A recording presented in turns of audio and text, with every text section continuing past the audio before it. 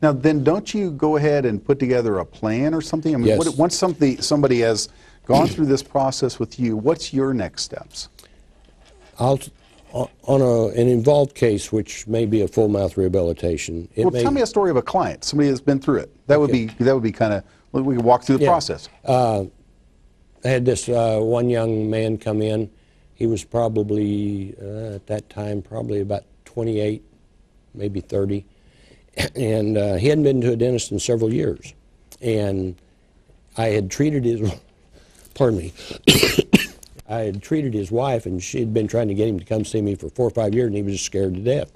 Well, when I did see him, he had some severe problems and couldn't smile, very introverted. And we ended up having to lose several front teeth, and he had to go through some gums treatment and orthodontics and jaw surgery to move his jaw properly. He couldn't afford to do all that, so we did that over a 5-year period. Nice.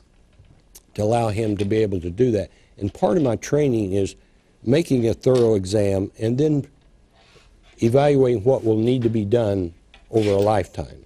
Now, if you've got a plan, you can work that plan, but you don't have to do it all at once. You know where you're going. You've got the end point. So that's what we did with him. We allowed him to do it over a 5-year period. He completed everything. The next year, he made the front cover of a business magazine for what he had done, and he said, he brought that in, he said, Dr. Myers, he said, I wouldn't have been on this cover or in the position I am in with this company if it hadn't been for you allowing me to smile, which I couldn't do before. That's a huge testimonial. Yeah.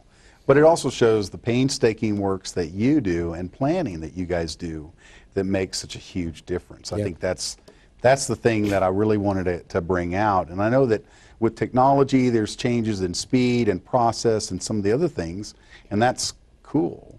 But what you're talking about is life-changing, and that's where it really comes down to.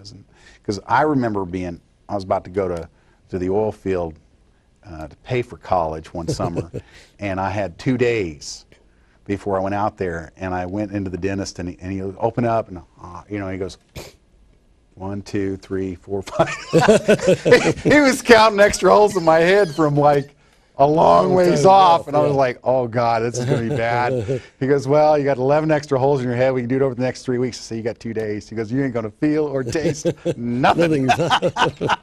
And so off we went, you know, and it was an adventure.